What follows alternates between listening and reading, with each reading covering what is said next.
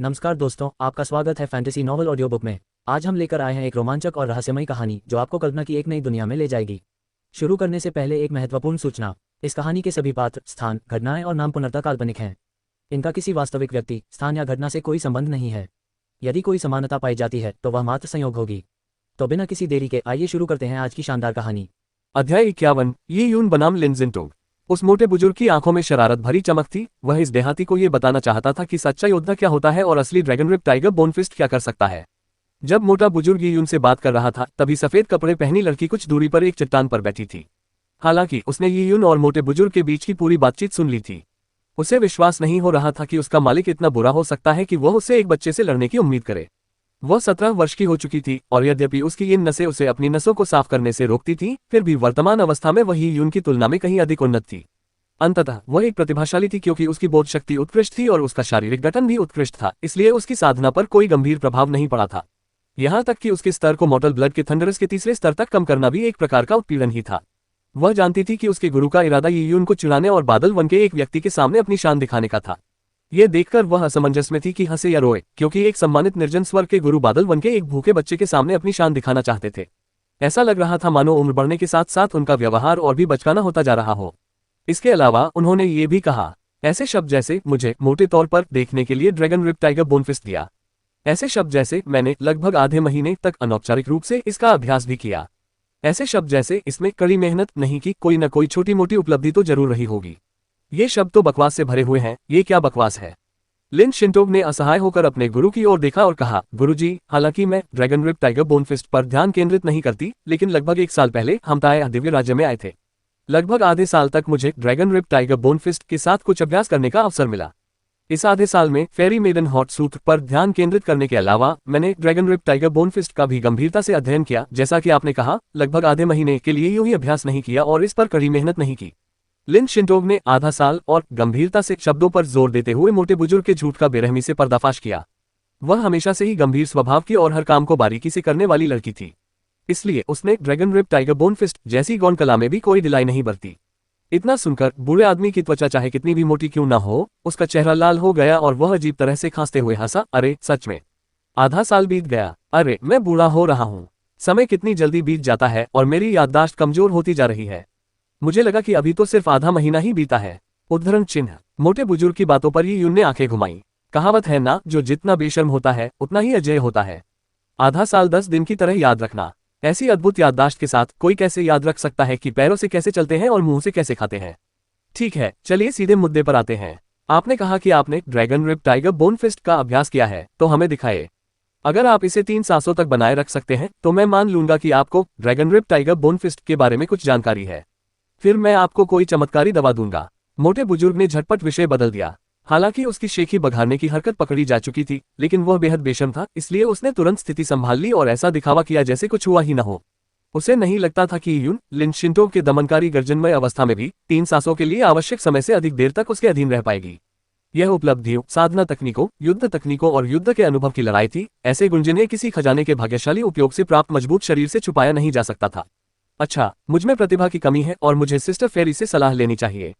आशा है कि सिस्टर फेरी से मुझे मार्गदर्शन मिलेगा। ये यून ने गहरी सांस ली। यह पहली बार था जब वह किसी विशेषज्ञ के साथ अभ्यास कर रहा था। वह तो बस एक शानदार भोजन के बाद अपने पाचन में मदद करने की योजना बना रहा था। इसके अलावा वह जानता था कि उसका प्रतिद्वंदी बेहद शक्तिशाली था। ये यून के लिए जो बात समझ से परे थी वह ये थी कि अपने प्रतिद्वंदी की अत्यधिक शक्ति को जानते हुए भी उसका दिल प्रत्याशा और उत्साह से भरा हुआ था। क्या वह योद्धा बनने के लिए ही पैदा हुआ था? चलो, तुम चाहती हो तो ठीक है। लिन शिंटोग ने बड़ी चट्टान से कदम नीचे रखा और उसके कपड़े हवा में लहराने लगे। उसके पैर की उंगलियां तितली की तरह धीरे से जमीन पर पड़ी, जिससे धूल का एक कण भी नहीं उड़ा। मेरा नाम लिन शिंटोग है। लिन शिंटोग ने अपना परिचय देते हुए ये यून की ओर कदम बढ़ाया। ये यून ने उसका नाम लेकर उस मोटे बुजुर्ग को दोबारा वह कौन कहने से रोक दिया। ये यून एक खुले मैदान की ओर चला गया और लिन शिंटोग से लगभग 10 गज की दूरी पर विपरीत दिशा में खड़ा हो गया और उसकी ओर मुंह करके खड़ा हो गया। हरे भरे पहाड़ों में जहां प्राचीन देवदार के पेड़ों की भरमार है, हवा देवदार के पेड़ों की सरसराती शाखाओं के बीच से बह रही थी। इन दोनों जगहों से कुछ ही दूरी पर अजीबोगरीब चट्टानों के ढेर और 1000 फुट ऊंचा झरना था। चांदी जैसा चमकीला पानी घाटी की जलधाराओं से नीचे बहता हुआ विशाल चट्टानों से टकराता था, जिससे हल्की हल्की कंपन पैदा होती थी। इस दुनिया में आने के बाद ये यून की यह पहली लड़ाई थी और मार्शल आर्ट का अभ्यास शुरू करने के बाद यह उनकी पहली लड़ाई थी।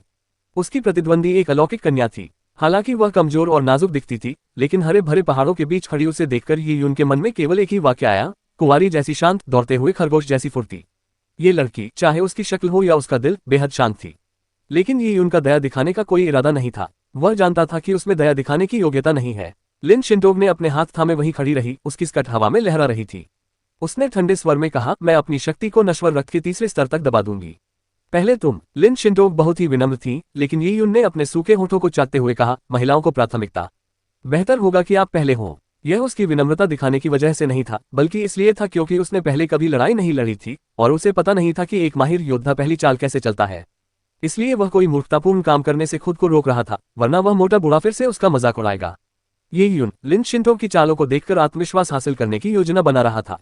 ऐसा होने पर वह एक बिल्ली को मॉडल बनाकर बाघ का चित्र बना सकता था, जिससे वह इतना बुरा प्रदर्शन करने से बच सके।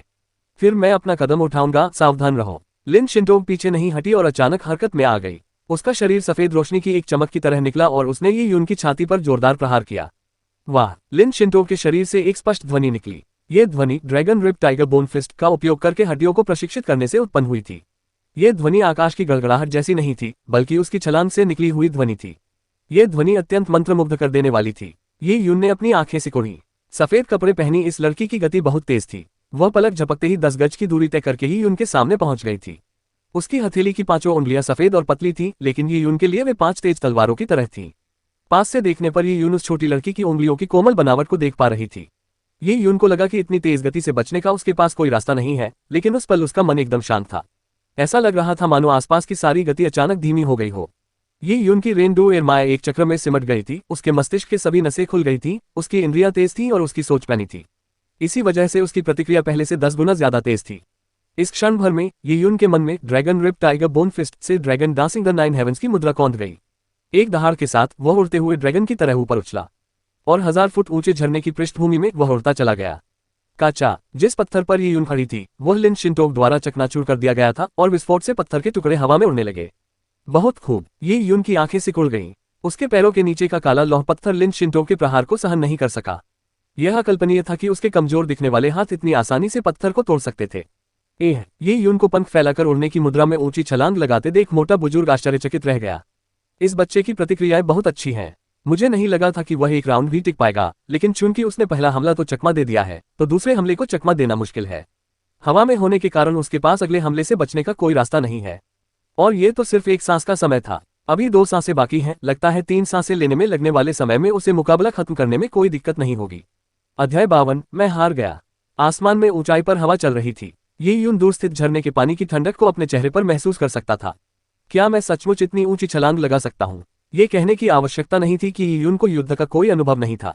एक मजबूत शरीर प्राप्त करने के बाद उसकी शारीरिक क्षमता में बहुत सुधार हुआ था। लेकिन लिन शिंटोग और उस मोटे बुजुर्ग से मिलने से पहले उसे ये देखने का मौका नहीं मिला था कि उसकी शारीरिक क्षमता में कितना सुधार हुआ है। इसी क्षण लिन शिंटोग ने अपना पैर जमीन पर रखा और एक अबाबिल की तरह आसमान में उड़ गई। अपनी ओर तेजी से बढ़ती लिन शिंटोग का सामना करते हुए ये यून अत्यंत शांत था। अनजाने में ही उसके हृदय में स्थित ठंडे बैंगनी क्रिस्टल में हलचल हुई, जिससे उसके पूरे शरीर में ऊर्जा का संचार हुआ। ये यून के दृष्टिकोण से सब कुछ धीमा हो गया था। बहने वाली हवा उसे अपने प्रतिद्वंद्वी के बारे में जानकारी देती हुई प्रतीत हो रही थी। अपनी मुट्ठियां भींचते हुए ये यून ने गुरुत्वाकर्षण की शक्ति का सहारा लिया और नीचे की ओर तेजी से बढ़ा। उस क्षण ये यून के भीतर की अपार शक्ति उमड़ पड़ी। उसकी नसें खुल गईं और उसका तपा हुआ शरीर, ये यून का शरीर एक सुलगते हुए ज्वालामुखी की तरह था जो अचानक फट पड़ा हो। शिखर से कमान संभालते हुए भयंकर बाघ पहाड़ से नीचे उतरता है। ये यून ने ऐसी दहाड़ मारी जो किसी इंसान की दहाड़ जैसी नहीं थी। यह एक बाघ की दहाड़ जैसी थी, जिससे सभी जानवरों में दहशत फैल गई। ये यून ने अब और बचने की कोशिश नहीं की। आखिर हवा में बचने का कोई तरीका था ही नहीं। उसने अचानक अपनी बाहें फैलाईं और बाघ के पंजे जैसी मुद्रा बनाते हुए सीधे नीचे की ओर झपटा और लिन शिंटोग की हथेलियों से जा टकराया। ये यून, जिसने पहले dragon rib tiger bone fist के fierce tiger descends the mountain का अभ्यास किया था, ने पहले इसका इस्तेमाल काले लौह पत्थर के खिलाफ किया था और यह चट्टान को चकनाचूर कर सकता था। लेकिन आज मकसद लिन शिंटोग के पतले हाथों को पकड़ना था। बेशक लिन शिंटोग के हाथ कहीं ज्यादा भयानक थे। उसके हाथ चट्टान को ऐसे चूर चूर कर सकते थे जैसे वो टोफू हो। ये यून को नीचे आते देख लिन शिंटोग भी बेहद हैरान थी। क्या वह सचमुच उससे सीधे भिड़ने की हिम्मत कर रहा है? ये बात तो सच है कि नवजात बछड़े बाघों से नहीं डरते। अरे शिष्य, उसे चोट मत पहुंचाओ, मोटे बुजुर्ग ने चिल्लाकर कहा। वैसे तो उसे चोट पहुंचाना ठीक है, लेकिन दिक्कत यह है कि बच्चा हमसे अपने अस्पताल के बिल भरवाएगा। उन दोनों के बीच की आवाजों में मोटे बुजुर्ग के शब्द पहले ही दब चुके थे। वे आकाश में एक दूसरे से टकरा चुके थे। धमाका, एक जोरदार धमाके की आवाज गूंजी और झटके की लहर चारों ओर फैल गई। ये यून को बस अपने ऊपर एक जबरदस्त ताकत का प्रवाह महसूस हुआ, जिससे उसके शरीर में हलचल मच गई। लिन शिंटोग की बात करें तो ऐसा लग रहा था मानो वह बिजली के झटके से उड़ गई हो, क्योंकि उसने तेजी से अपना शरीर घुमाया। वापस लौटते समय लिन शिंटोग को एक अजीब सी अनुभूति हुई। जिस क्षण उनके हाथ एक दूसरे से टकराए, उसने ये यून की हथेलियों से एक गर्माहट महसूस की जो उसके शरीर में फैल गई। ये गर्म प्रवाह अप्रत्यक्ष था, लेकिन ये चुपचाप उसकी टूटी हुई नसों में प्रवेश कर गया और फिर गायब हो गया। जब लिन शिंटोग ने ध्यान से इसका अनुभव किया तो उसे लगा कि उसकी नसों में कुछ परिवर्तन हुआ है, लेकिन फिर भी उसे ऐसा महसूस नहीं हुआ। आखिर हुआ क्या ये भ्रम था? इससे पहले कि वह ध्यान से सोच पाती, उसे एहसास हुआ कि ये यून जिसे उसने जोरदार प्रहार किया था, न केवल घायल नहीं हुआ था, बल्कि पीछे हटते समय उसने अपने शरीर को स्थिर भी कर लिया था। जब वह झरने की ओर उड़ रहा था तो उसका शरीर उल्टा था। पेंग, ये यून पानी में गिरती हुई मछली की तरह था। वह झरने से टकराता हुआ आया और पानी के पर्दे के पीछे एक फिसलन भरे पत्थर पर जा गिरा। हालांकि झरने का प्रवाह 1000 फीट की ऊंचाई से हो रहा था और पानी की ताकत बहुत अधिक थी, फिर भी ये यून इस चट्टान पर मजबूती से खड़ा रहा। फिर वह चट्टान पर उखड़ू बैठ गया और नीचे की ओर धक्का दिया। उसने अपना सिर उठाया और उसकी चमकती आंखें सफेद पानी के पर्दे को भेदते हुए तलवारों की एक जोड़ी की तरह लिन शिंटोग की ओर बढ़ी। अरे! लिन शिंटोग हैरान रह गई। क्या वह सच में उसके वार को बिना किसी नुकसान के झेल सकता है? क्या मेरिडियन क्षेत्र का एक बच्चा इतना मजबूत शरीर रख सकता है? ऐसा हो ही नहीं सकता। मोटा आदमी लड़खड़ा गया। वह चाहता था कि उसकी शिष्या उस पर नरमी बरते, लेकिन उस वार के बाद दया का कोई नामोनिशान नहीं था। हालांकि उसने अपनी ताकत पर काबू रखा था, फिर भी बच्ची के लिए उसे सहना नामुमकिन था। इससे पहले कि मोटा बुजुर्ग कुछ सोच पाता, ये यून उस चट्टान से आगे बढ़ चुका था। छप छप, ये यून झरने के पानी से होकर गुजरी। जलप्रपात की शक्ति भयावह थी, लेकिन ये यून को तैरने का अच्छा ज्ञान था। इसलिए वह अदम्य जलधारा में कूद पड़ा और झरने की शक्ति का उपयोग करते हुए उसने अपने आक्रमण की शक्ति बढ़ा दी। दूर से देखने पर सूती वस्त्र पहने ये यून जल में नाचते हुए जल राक्षस की तरह लग रहा था। धमाका, उसी क्षण ये यून के शरीर से एक गर्जनापूर्ण ध्वनि निकली जो आकाश से आने वाली बिजली के समान थी। 9 बादलों में गड़गड़ाहट हो रही है। ये यून ने हवा में खुद को घुमाया और अपने पैर को अपनी कमर तक लाकर अपने शरीर को धनुष की तरह मोड़ा। जैसे ही उसकी दाहिनी मुट्ठी उसकी पसलियों तक सिकुड़ी, उसने बेरहमी से तीर की तरह अपना मुक्का चलाया। पेंग, एक शक्तिशाली धनुष की तरह यह एक ऐसी ध्वनि थी जो वहां मौजूद सभी लोगों के कानों में गहराई तक प्रवेश कर गई। इस मुक्के ने ये यून की सारी गति और शक्ति को एकाग्र कर दिया था। इससे उसके चारों ओर एक अनंत धुंध छा गई, जिससे ऐसा लग रहा था मानो कोई सागर आगे बढ़ रहा हो। लिन शिंटोग हैरान रह गई। क्या यही युवाओं की ताकत थी? क्या हड्डियों के चटकने की यह गड़गड़ाहट और उसकी नसों से निकलने वाली झंझनाहट उसके शरीर द्वारा उत्पन्न की गई थी? उस सदमे के क्षण में ये यून पहले ही लिन शिंटोग से आगे निकल चुकी थी। लिन शिंटोग मुट्ठी के साथ उठने वाली प्रचंड हवा को महसूस कर सकती थी। वह तुरंत ही मुट्ठी की ताकत का अंदाजा लगा सकती थी, क्योंकि यह मेरिडियन क्षेत्र की सर्वोच्च उपलब्धि थी। पलक झपकते ही लिन शिंटोग ने हमला कर दिया। वह अभी भी साधना स्तर 3 पर थी, जो ये यून से एक स्तर कम था। लेकिन ये प्रहार Dragon rib tiger bone Fist का नहीं, बल्कि उसकी मुख्य साधना तकनीक फेरी मेडन हॉट सूट का था। लिन शिंटोग के हाथ कमल की तरह कोमल थे और वह परी की तरह धीरे से अपनी आस्तीन ठीक करते हुए इशारा कर रही थी। इस प्रहार में एक जादुई कोमल शक्ति थी और ये Dragon rib tiger bone Fist की अत्यधिक शक्तिशाली ताकत के बिल्कुल विपरीत थी। कठोरता और कोमलता एक दूसरे के विपरीत थे। लिन शिंटोग और ये यून ने एक बार फिर मुट्ठियां गड़ा दी। पहले ऐसा माना जाता था कि उंगली के मुक्के से टकराने पर हड्डियां टूट जाती थीं, लेकिन सच्चाई इससे बहुत दूर थी। दूर से देखने पर यह शक्तिशाली ची विस्फोट एक नरम ची दीवार पर हथौड़ा मारने जैसा लग रहा था।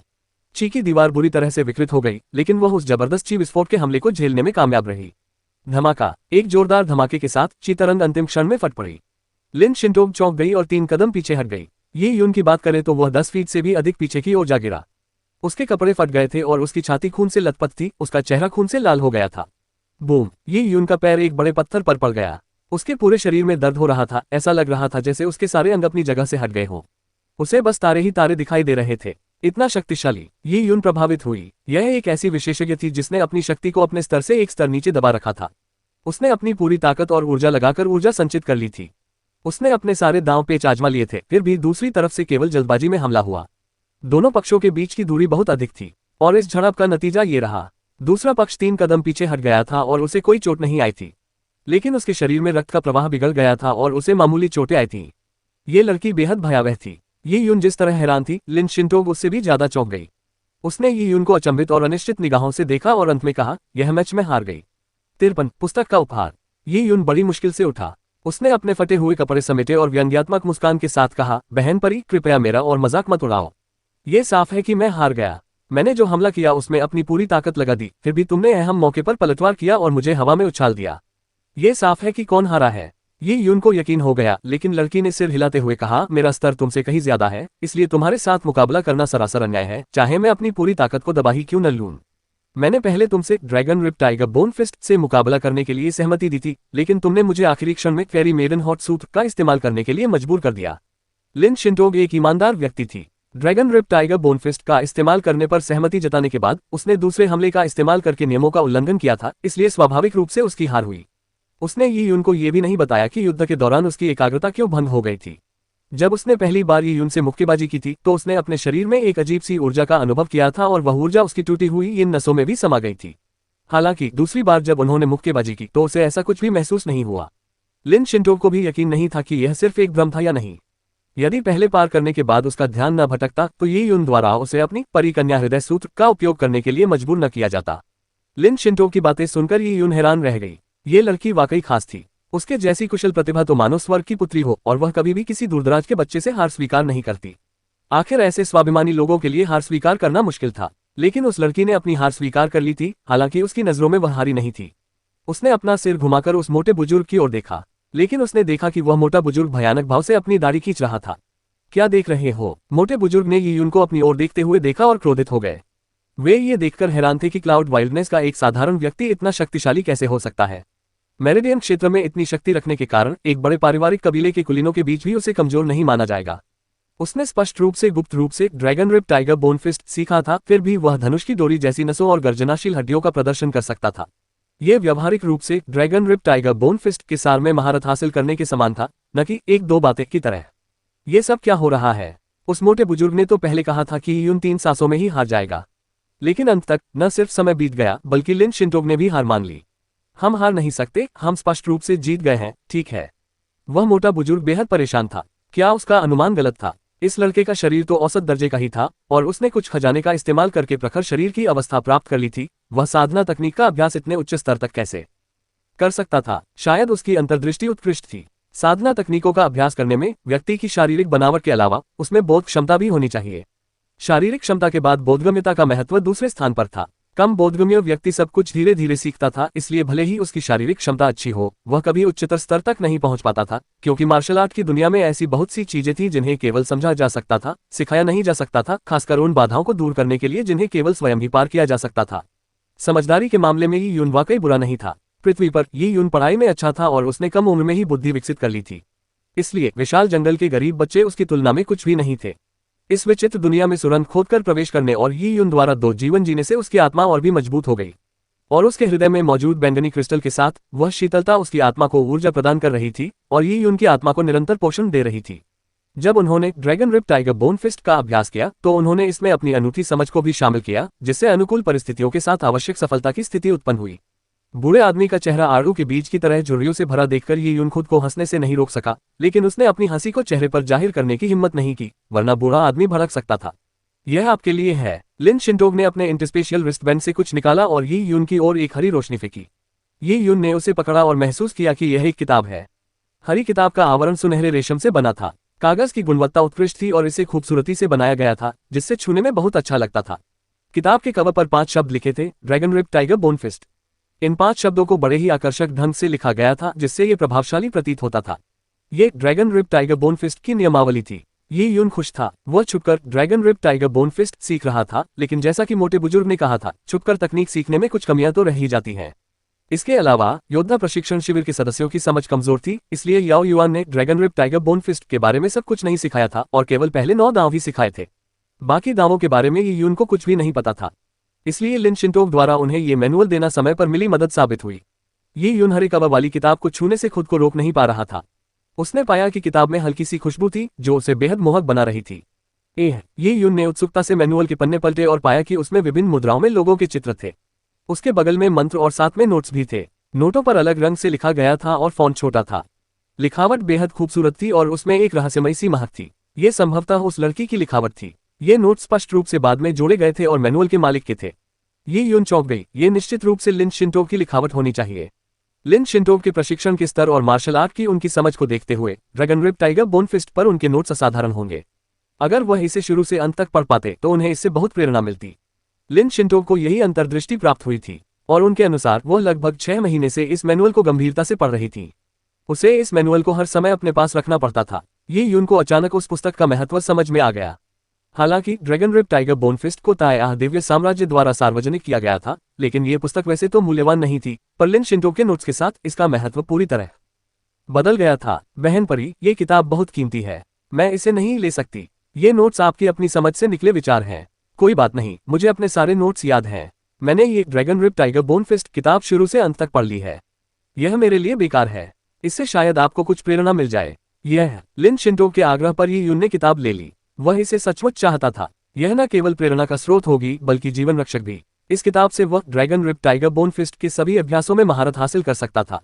जब ये यून को किताब स्वीकार करते हुए अपराधबोध महसूस हुआ, तभी मोटे बुजुर्ग ने बेवजह एक आवाज निकाली, छी, अगर तुम्हें ये चाहिए तो सीधे सीधे कह दो, नाटक करना बंद करो। ये सुनकर ये यून का गला भराया। ये बूढ़ा आदमी सचमुच व्यंग्य से भरा हुआ था। यह जरूर बदला लेने का एक तरीका था। मोटे बुजुर्ग और उनके शिष्य लिन शिंटो का स्वभाव एक दूसरे से बिल्कुल अलग था। पता नहीं कैसे वे दोनों इतने अच्छे से साथ रहते थे। ठीक है, मेरी तरफ देखना बंद करो। तुमने अपनी ताकत साबित कर दी है। मैं मान लेता हूं कि तुम्हें ड्रैगन रिप टाइगर बोनफिस्ट के बारे में कुछ तो पता है, बूढ़े आदमी ने अपनी दाढ़ी सहलाते हुए कहा। ये यून की ताकत की पुष्टि थी। मैंने पहले कहा था कि अगर तुम 3 सांसों तक टिके रहोगे तो मैं तुम्हें एक चमत्कारी दवा दूंगा। मैं अपने वादे से नहीं मुकरता। ये कहते हुए बूढ़े ने अपनी अंगूठी को छुआ और उसमें से कुछ निकाला। वह न तो कोई निर्जन हड्डी थी और न ही निर्जन हड्डी का अवशेष, बल्कि एक काला जला हुआ सिर था। अध्याय 54, साधारण बने रहने की अनिच्छा। सिर को देखते ही ये यून ने अचानक अपनी पुतलियों को सिकोड़ लिया। इस सिर पर लाल शल्क थे। यह अज्ञात था कि इतने सुंदर शल्क काले कैसे पड़ गए। उसके सिर पर तलवार की तरह नुकीले 3 सींग थे। उसके नुकीले दांत और 2 लंबे और पतले स्पर्शक थे। वह देखने में भयानक नहीं लगता था, बल्कि उसमें कुछ गरिमा भी झलकती थी। हालांकि वह पहले ही मर चुका था, फिर भी उसकी 2 हरी आंखों में एक निर्मम हत्यारा इरादा झलक रहा था, जिससे एक रोंगटे खड़े कर देने वाला एहसास हो रहा था। ये यून को इसका कारण नहीं पता था, क्योंकि एक मृत क्रूर जानवर की आंखों से आ रही हत्या की मंशा के अलावा उसे एक स्पष्ट असंगति का भी एहसास हो रहा था। इसे चीलिन जानवर कहते हैं। एक धीमी सी आवाज आए। यह मोटे बुजुर्ग की नहीं बल्कि लिन शिंटो की आवाज थी। ये यून को लिन शिंटो की आवाज मोती के फूल की तरह कोमल और मधुर लगी। लिन शिंटो को देखकर ये यून थोड़ा हैरान रह गया। जब से वह उनसे मिला था, लिन शिंटो बेहद शांत रहती थी, सिवाय तब जब वे आपस में अभ्यास करते थे। उसने बूढ़े आदमी के साथ उसकी बातचीत में कभी दखल नहीं दिया था। लिन शिंटो ने कहा, ची लिन जानवर एक निर्जन जानवर है। हालांकि इसकी निर्जन अस्थि गुणवत्ता कम नहीं है, फिर भी अन्य निर्जन जानवरों की तुलना में चीलिन जानवर की ताकत काफी कम होती है। चीलिन जानवर विशेष होते हैं। उनमें से कुछ अपने जीवन के चरम पर अचानक मर जाते हैं। ओह, ये यून एक पल के लिए स्तब्ध रह गई। आत्महत्या। लिन शिंटोग ने आगे कहा, अफवाह है कि चीलिन जानवरों में अग्नि चीलिन का रक्त होता है। यदि वे अपने शरीर की नसों को प्रज्वलित कर लें तो वे आग के बीच एक वास्तविक अग्नि चीलिन में परिवर्तित हो सकते हैं। लेकिन वर्तमान चीलिन जीव अनगिनत पीढ़ियों से चले आ रहे हैं। भले ही वे सचमुच प्राचीन अग्नि चीलिन के वंशज हों, फिर भी वे अत्यंत दुर्लभ होंगे।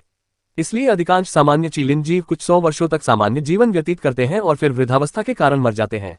हालांकि कुछ चीलिन जीव ऐसे विचार नहीं रखते। जन्म से ही वे अग्नि तत्व से संबंधित हर तरह की वस्तुओं की खोज करते हैं और उन्हें निगल जाते हैं। वे आग को भी निगल लेते हैं और अपने शरीर में इतनी अग्नि ऊर्जा जमा कर लेते हैं कि उनका शरीर उसे सहन नहीं कर पाता। फिर वे चीलिन ज्वालाओं में विस्फोट कर जाते हैं। इसके बाद इन चीलिन प्राणियों को अग्नि परीक्षा से गुजरना होगा। उस अग्नि में वे अपने पूर्वजों की अग्नि चीलिन रक्तरेखा की खोज करेंगे। लेकिन उनका एक ही अंजाम है और वो है बिना किसी अपवाद के जलकर मर जाना। कभी कभी मुझे लगता है कि वे शायद यह अच्छी तरह जानते हैं कि अपने पूर्वजों की रक्तधारा को अपने भीतर जागृत करना असंभव है, लेकिन फिर भी वे ऐसा करने में संकोच नहीं करेंगे, क्योंकि भले ही वे सैकड़ों वर्षों तक शांतिपूर्वक जीवन व्यतीत कर सकते हो, वे अपनी युवावस्था में अपने भीतर चीलिन ज्वाला प्रज्वलित करना और उस अग्नि में मरना अधिक पसंद करेंगे। लिन शिंटो की आवाज धीमी पड़ गई। चीलिन नामक वह जानवर एक निर्जन जानवर था जिसे वह बहुत लंबे समय से जानती थी। उसे ऐसा महसूस हो रहा था जैसे वह एक चीलिन जीव हो। यिन मेरिडियन के साथ जन्म लेने के कारण वह अपने अभिशाप को तोड़ नहीं पा रही थी। अपने टूटे हुए मेरिडियन को जोड़ने के लिए उसे उन चीलिन जीवों के समान बनना था जो अपनी प्राचीन अग्नि चीलिन रक्तरेखा को जागृत करने का लक्ष्य रखते थे। यह स्वर्ग में जाने जितना कठिन था और स्वयं पर विनाश लाने के बराबर था। क्या उसे एक सामान्य चीलिन जानवर का जीवन चुनना था और मरने से पहले सैकड़ों वर्षों तक एक साधारण जीवन जीना था, या चीलिन जानवरों के बीच बहादुरों में से एक बनना था और अपने जीवन का बलिदान देने की चिंता किए बिना अपने भाग्य की सीमाओं को तोड़ने का प्रयास करना था? दरअसल लिन शिंटोग ने अपने मन में पहले ही फैसला कर लिया था। लिन शिंटोग की बातें सुनकर ये यून चुप हो गई। ज्वालाओं की खोज में जन्म लेकर वे सबसे गर्म अग्नि तत्व वाली वस्तुओं का चयन करते थे। फिर उन्हें भोजन के रूप में तब तक इस्तेमाल करते थे जब तक कि उनका शरीर जल न जाए, और अंततः ज्वालाओं में ही उनकी मृत्यु हो जाती थी। भले ही वे जानते थे कि उनके फायर क्यूइलिन में परिवर्तित होने की कोई संभावना नहीं है, फिर भी वे अपने जीवन की कीमत पर इस आकर्षक सपने का पीछा करने को तैयार थे, क्योंकि वे कमजोरों के बीच रहना नहीं चाहते थे। इसे एक वाक्य में सारांशित किया जा सकता है, साधारण बनकर रहना नहीं चाहते थे। हाँ, साधारण बनकर रहना नहीं चाहता था। ये यून भी साधारण बनकर रहना नहीं चाहता था, लेकिन उसे यह नहीं पता था कि उसके सामने खड़ी कोमल और कमजोर लिन शिंटोग के भी ऐसे ही विचार थे।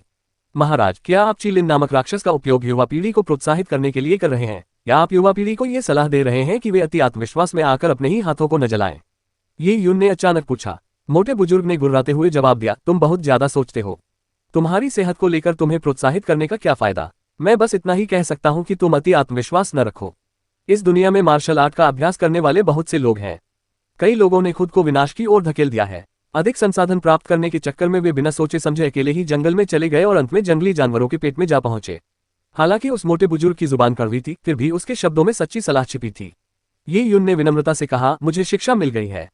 अच्छा, ये यून का रवैया देखकर मोटे बुजुर्ग बहुत संतुष्ट हुए। शिंटोग ने जो किताब तुम्हारे लिए छोड़ी है वह तुम्हारे लिए बहुत अच्छी है। इसे अच्छे से पढ़ो। हालांकि मुझे लगता है कि तुम्हारा शरीर थोड़ा कमजोर है, फिर भी तुम्हारी समझदारी काफी अच्छी है। जहां तक तुम्हारे Dragon rib tiger bone Fist की बात है, वह औसत दर्जे का है। शिंटोग की किताब पढ़ो, तुम्हारी ताकत में सुधार जरूर होगा। मोटे बुजुर्ग के शब्दों में छिपी हुई बात यह थी कि वे जानबूझकर ये यून का अपमान कर रहे थे, लेकिन ये यून समझ गया कि वे प्रोत्साहन के शब्द थे, इसलिए उसने विनम्रतापूर्वक सलाह स्वीकार कर ली। अरे, कितना अफसोस की बात है। मोटे बुजुर्ग ने सिर हिलाया और बात बदल दी। अरे बच्चे, तुम्हें शायद पता न हो, लेकिन अगर तुम इस किताब को किसी प्राचीन कबीले में बेचो और कहो कि इसमें शिंटोग के नोट्स हैं, तो मुझे नहीं पता कितने नौजवान इसके लिए ऊंची बोली लगाने को तैयार होंगे। इन नौजवानों के लिए शिंटोग उद्धरण चिन्ह मालिक। लिन शिंटोग ने चिढ़कर उस मोटे बुजुर्ग की बात काट दी। एक खास वजह से वह वाकई एक प्राचीन कुल के बड़े परिवारों के कई बेटों की पसंदीदा थी। अगर उसके गुरु ने उसे शिष्य न बनाया होता तो उसकी सगाई अब तक हो चुकी होती। आखिरकार, हालांकि लिन शिंटोग में उत्कृष्ट प्रतिभा थी, लेकिन उसकी इन मेरिडियन के कारण उसकी शक्ति सीमित थी, इसलिए उसका जीवनकाल केवल कुछ 100 वर्षों का ही था। एक बड़ा पारिवारिक समुदाय अत्यंत व्यावहारिक था। सब कुछ परिवार के हित में किया जाता था। स्पष्ट रूप से उससे सगाई करने से दूसरे परिवार का समर्थन प्राप्त होता, जिससे पारिवारिक समुदाय के हितों को और बढ़ावा मिलता। छोड़ो, भूल जाओ, मोटे बुजुर्ग ने हाथ हिलाते हुए कहा। उन्होंने विषय बदलते हुए कहा, अरे बच्चे, इस चीलिन जानवर का सिर तुम्हारा है। चीलिन जानवर थोड़े खास होते हैं। मरने के बाद इसके शरीर के भीतर की युवांची धीरे धीरे निकलती है। यह प्रक्रिया 10 साल तक चल सकती है। इसलिए यदि तुम इस सिर को ठीक से छिपा लो तो तुम बिना इसे परिष्कृत किए भी इसकी युवांची को अवशोषित कर सकते हो। तुम कितनी ऊर्जा अवशोषित कर पाओगे ये तुम पर निर्भर करेगा। उस मोटे बुजुर्ग के दृष्टिकोण से ये यून वीरान हड्डियों को परिष्कृत करने में सक्षम नहीं था। साथ ही ये उनकी शारीरिक स्थिति को देखते हुए यह संभव था कि वह चीलिन नामक जानवर के सिर को पचा सके। ऊर्जा को बाहर निकलने देना और धीरे धीरे उसे अवशोषित करना ही सबसे अच्छा तरीका था। बेशक ये तरीका बहुत धीमा था। बड़े बड़े खानदानों के बेटे 10 साल तक कैसे इंतजार कर सकते थे? बच्चे, हालांकि मैंने तुम्हें पहले ही बता दिया है, मैं समझ सकता हूं कि तुम फिर भी अनुभव प्राप्त करने के लिए विशाल जंगल में जाना चाहोगे। कोई बात नहीं, मैं तुम्हारे लिए एक सुरक्षा कवच लिखूंगा। जब तुम ची गैद्र के शिखर पर पहुंच जाओगे तो ये सुरक्षा कवच सक्रिय हो जाएगा। यह एक बार तुम्हारी जान बचा सकता है। अगर कभी हमारी किस्मत में फिर से मिलना लिखा हो और तुमने इस सुरक्षा कवच का इस्तेमाल न किया हो तो तुम इसे मुझे उपहार के रूप में दे सकते हो। अरे, तुम मुझे इस तरह क्यों देख रहे हो? मोटे बुजुर्ग ने ये यून की आंखों में संदेह देखकर पूछा। ये यून को यह उम्मीद नहीं थी कि बूढ़ा आदमी उसे कुछ लाभ देने की पेशकश करेगा। सूरज पश्चिम से ही निकला होगा, लेकिन अगर वह कुछ देने की पेशकश करता है तो क्या वह भरोसेमंद है? अध्याय 55 सूजी। ये यून इस बारे में सोच ही रहा था कि तभी उसने देखा कि मोटे बुजुर्ग ने पीले रंग का एक फटा हुआ कागज निकाला। ये पीला कागज 80 के दशक में चीन में इस्तेमाल होने वाले कागज जैसा था, जिसे ग्रामीण लोग शौचालय के रूप में इस्तेमाल करते थे। लेकिन ये ताबीज उन शौचालय के कागजों से भी ज्यादा फटा हुआ था। उस ताबीज के कागज की गुणवत्ता लिन शिंटोग द्वारा उसे दिए गए Dragon rib tiger bone Fist manual के कागज से बिल्कुल अलग थी। ये यून की प्रश्नपरक निगाहों के बीच मोटे बुजुर्ग ने अपनी मोटी उंगली मुंह में डाली और उसे चाटा। उन्होंने अपनी उंगली को कलम की तरह इस्तेमाल किया और अपनी लार से ताबीज के कागज पर चित्र बनाने लगे। ये हो चुका है। मोटे बुजुर्ग ने ताबीज का कागज ये यून को देते हुए कहा, इसे संभाल कर रखना।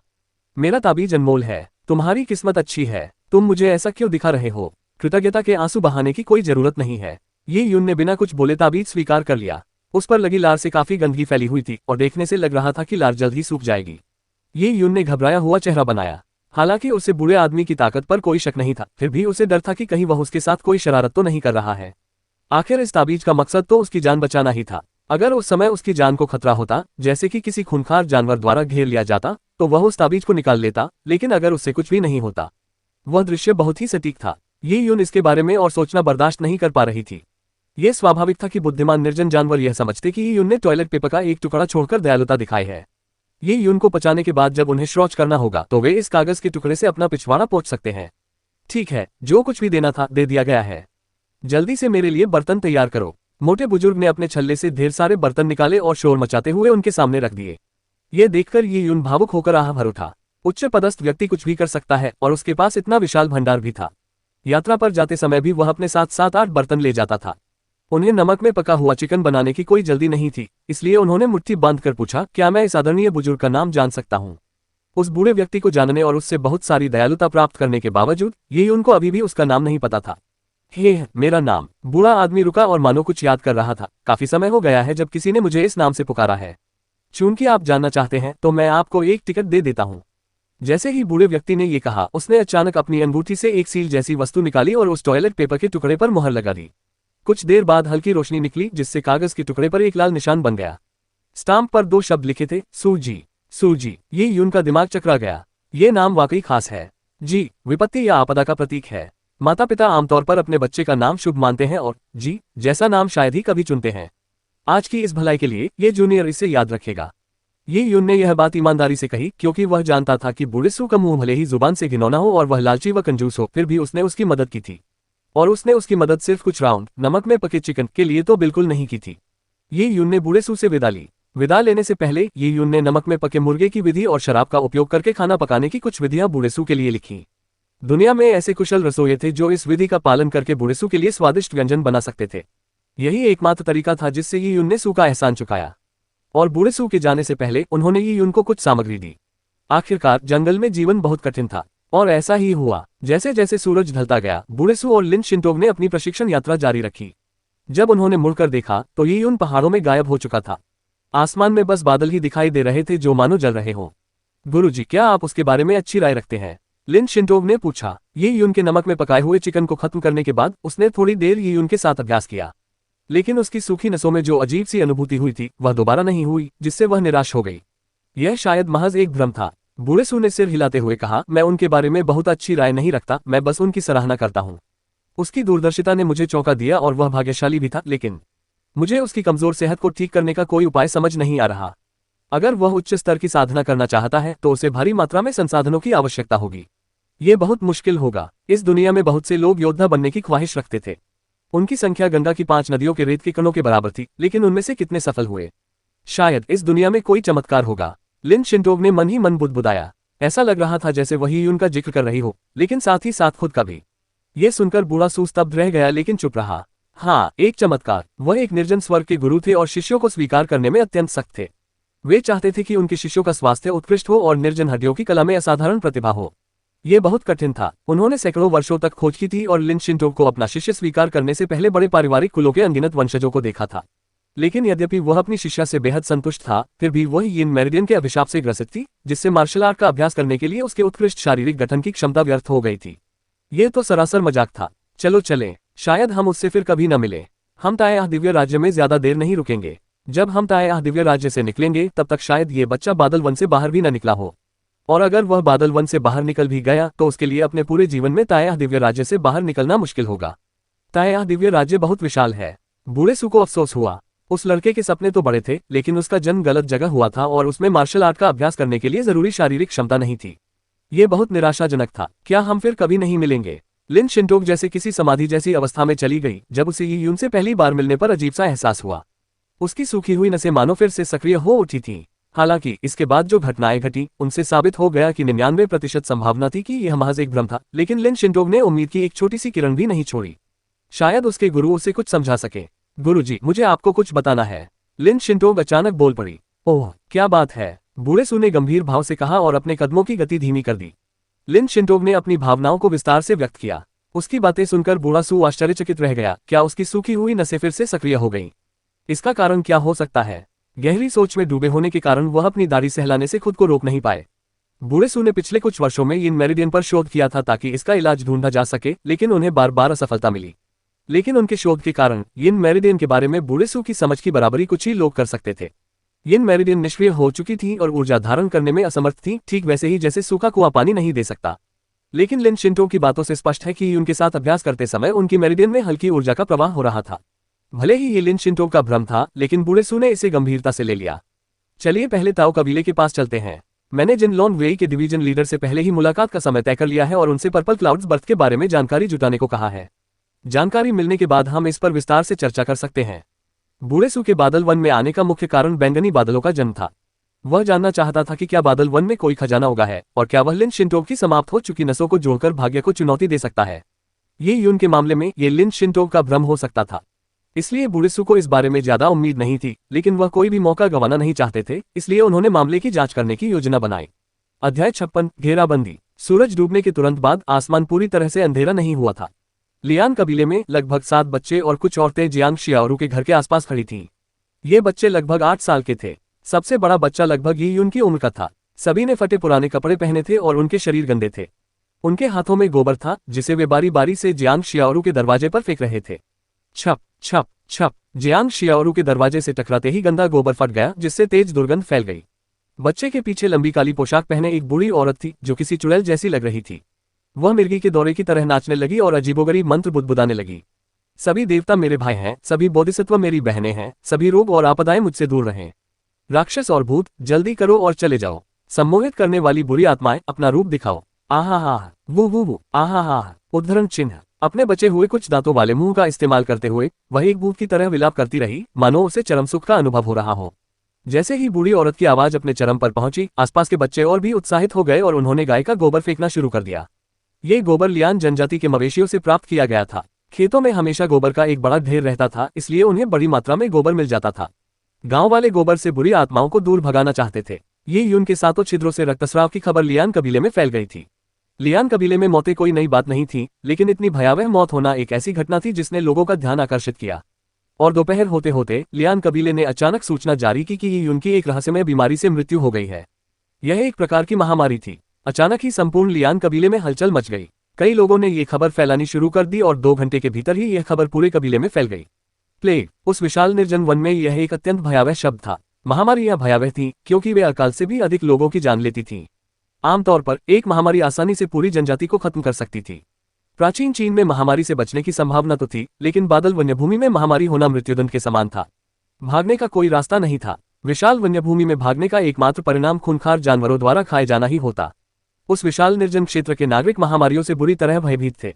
उस विशाल निर्जन क्षेत्र में चिकित्सा सुविधाएं पिछड़ी हुई थीं, चाहे जड़ी बूटियां हो या डॉक्टर, उनकी संख्या बहुत कम थी। लेकिन महामारी के समय वे निष्क्रिय बैठे मृत्यु की प्रतीक्षा नहीं कर सकते थे। इस प्रकार विशाल वन क्षेत्र के नागरिकों ने महामारी का मुकाबला करने के लिए कई तरीके ईजाद किए और उनमें से सबसे आम तरीकों में से एक जादू टोना भगाने की विधि थी। महामारी को दूर भगाने के लिए चुड़ैलें देवताओं के लिए नृत्य करती थीं। इसकी प्रभावशीलता के बारे में जानकारी नहीं थी। ये बात हास्यास्पद लग सकती है, लेकिन अज्ञानता से भरे विशाल निर्जन क्षेत्र में इस प्रकार की घटनाएं आम थीं और इन्हें सत्य माना जाता था। पृथ्वी के प्राचीन काल में दुनिया भर में कई प्रकार की चुड़ैलें थीं और वे सभी आश्चर्यजनक रूप से एक जैसी थीं। इसके अलावा विशाल वन क्षेत्र के निवासी मानते थे कि गाय के गोबर या कुत्ते के खून का इस्तेमाल बुरी आत्माओं को भगाने के लिए किया जा सकता है। कुत्ते का खून बहुत दुर्लभ था क्योंकि जनजातीय लोग इसे लंबे समय से अपनी भूख मिटाने के लिए पीते आ रहे थे। लेकिन गोबर आसानी से उपलब्ध था, इसलिए उन्होंने जियांग शियाओरू के घर पर गोबर फेंका। उन्होंने दीवारों और दरवाजों पर गोबर फेंका ताकि महामारी को फैलने से रोका जा सके। इसी वजह से खुद को बहादुर कहने वाले ये बच्चे बड़ी ताकत से फेंकते थे। उन्हें लगता था कि वे लियान कबीले के योद्धा हैं जो महामारी और बुराई के खिलाफ युद्ध लड़ रहे हैं। वह जगह अभी तक ढकी नहीं है। बच्चों के समूह में से एक नेता ने इशारा करते हुए कहा और तभी गोबर का एक बड़ा ढेर उड़कर ऊपर आ गया। Splat splat splat. गोबर का ढेर फट गया। ये दीवार खिड़की के पास थी और जियांग शियाओरू ने खिड़की पर बस कागज का एक टुकड़ा चिपका रखा था। लियान कबीले में कागज महंगा था, लेकिन खिड़कियों को खुला नहीं छोड़ा जा सकता था क्योंकि सर्दियों में बहुत ठंड हो जाती थी।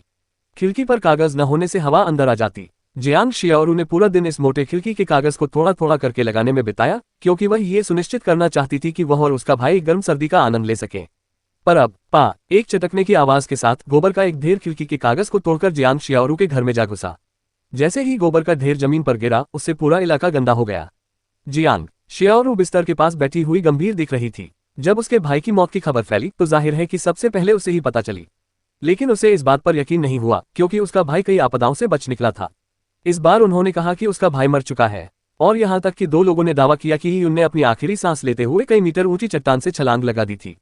इतनी ऊंचाई से गिरना तो बिल्लियों को भी मार सकता है। भाई ने नदी में छलांग लगा दी और उसकी मौत हो गई। ये शब्द जियांग शियाओरू के दिमाग में अभिशाप की तरह घूम रहे थे। पता नहीं कैसे उसने खुद को संभाला, लेकिन वह पूरी तरह से स्तब्ध थी। उसे विश्वास नहीं हो रहा था कि उसका भाई मर गया है। वह जानती थी कि पिछले कुछ दिनों में यून में काफी बदलाव आया था। उसकी क्षमताएं बढ़ गई थी, वह और भी मजबूत हो गया था और मार्शल आर्ट का अभ्यास करने के बाद वह और भी ताकतवर हो गया था। इतना बलवान भाई कैसे मर सकता है? जियांग शियाओरू को यकीन नहीं हो रहा था। उसने तो अपनी सारी उम्मीदें ये यून पर टिका रखी थी। लेकिन जियांग शियाओरू को ये यून पर कितना भी भरोसा क्यों न हो, ये यून का गायब होना एक सच्चाई थी। विशेषकर ये यून के प्लेग से संक्रमित होने की अफवाहों के कारण जियांग शियाओरू भयभीत थी। उसे डर था कि ये यून वास्तव में प्लेग से संक्रमित हो गया है और उसे चिंता थी कि वह इसे उसे भी फैला देगा, जिससे वह स्वयं डूबकर मर जाएगा। गोबर का एक और ढेर फेंका गया जो खाने की मेज पर जा गिरा। घर में मौजूद एकमात्र 2 कटोरे तुरंत गोबर से गंदे हो गए और फिर कभी इस्तेमाल करने लायक नहीं रहे। हालांकि जियांग शियाओरू ने उसकी ओर एक नजर भी नहीं डाली। जियांग शियाओरू के घर पर गोबर से किया गया घेराव पूरी दोपहर तक चला। सूरज डूबने के बावजूद भी ऑपरेशन अभी तक समाप्त नहीं हुआ था। इसे कसकर ढक दो, ये लड़की और वह मरा हुआ शैतान मनहूस है। हमें इन्हें कभी अपने कबीले में शामिल नहीं करना चाहिए था। टूटी हुई खिड़की के बाहर से एक महिला की कर्कश आवाज आई। यह महिला लंबी थी और उसका चेहरा भी लंबा था। उसकी गाल की हड्डियां उभरी हुई थीं और उसकी आस्तीनें मुड़ी हुई थीं। वह एक झगड़ालू औरत जैसी दिखती थी। गरीब नागरिकों को भी वर्गों में बांटा गया था। लियान कबीले में जिन लोगों का उपनाम लियान था, उन्हें बेहतर व्यवहार मिलता था। उन्हें कभी कभी कबीले में विशेष अधिकार भी प्राप्त होते थे, क्योंकि अंततः उनका उपनाम लियान कबीले के नेताओं के उपनाम से मिलता जुलता था। बोलने वाली महिलाओं का उपनाम लियान था। उनका नाम लियान क्विहुआ था। उन्हें आंटी क्विहुआ के नाम से जाना जाता था। दरअसल इस बार उसका आक्रामक रवैया अपनाना और लोगों के एक समूह को दीवारों पर गोबर फेंकने के लिए उकसाना लियान चेंगयू के आदेश पर किया गया था।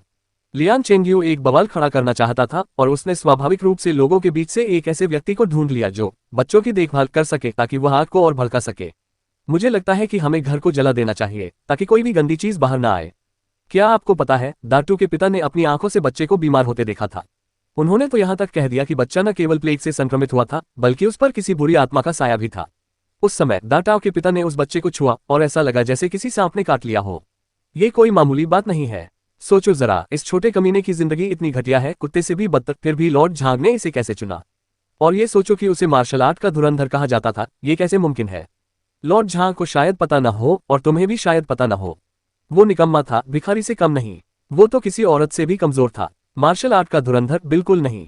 केवल यही कारण है कि उस पर भूत का साया था और इसी से यह समझा जा सकता है कि एक निकम्मा व्यक्ति अचानक इतना शक्तिशाली कैसे हो गया।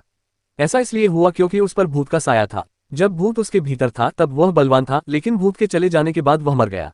लियान क्विहुआ ने एक विचित्र स्वर में ये कहा, मानो अतीत के ही उनकी कहानी को एक जीवित ज़ोंबी के रूप में चित्रित कर रही हो।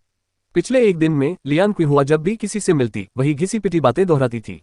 ये सब उसे लियान चेंगयू ने सिखाया था। चूंकि लियान चेंगयू स्वयं ऐसा नहीं कर सकता था, इसलिए उसने लियान क्विहुआ को अफवाहें फैलाने की अनुमति दी। ये यून की प्रतिभा को समझाने के लिए प्रेत बाधा का इस्तेमाल करने से कई लोग इस पर विश्वास करने को तैयार हो गए। आखिरकार जिस यून को वे जानते थे वह मार्शल आर्ट का धुरंधर तो हो ही नहीं सकता था। ऐसा करने से लियान चेंगयू का पूर्ण अधिकार बरकरार रह सकता था। वह लियान कबीले का सबसे प्रतिभाशाली व्यक्ति था और कोई भी उसकी बराबरी नहीं कर सकता था। इससे जनजाति को यह विश्वास हो जाएगा कि केवल लियान चेंगयू के माध्यम से ही वे गौरव की ओर अग्रसर हो सकते हैं। आंटी क्विहुआ की बात में दम है तो वह किसी बुरी आत्मा के वश में था। मैंने पहले ही कहा था कि कमजोर ये यून मेरे एयरडेन से ज्यादा प्रतिभाशाली नहीं हो सकता। कुछ महिलाओं ने भी उनकी बात का समर्थन किया क्योंकि उनका उपनाम भी लियान था और यही लियान आदिवासी कबीले की नींव थी। हालांकि कमरे में मौजूद जियांग शियाओरू ने इन सब बातों पर बिल्कुल ध्यान नहीं दिया।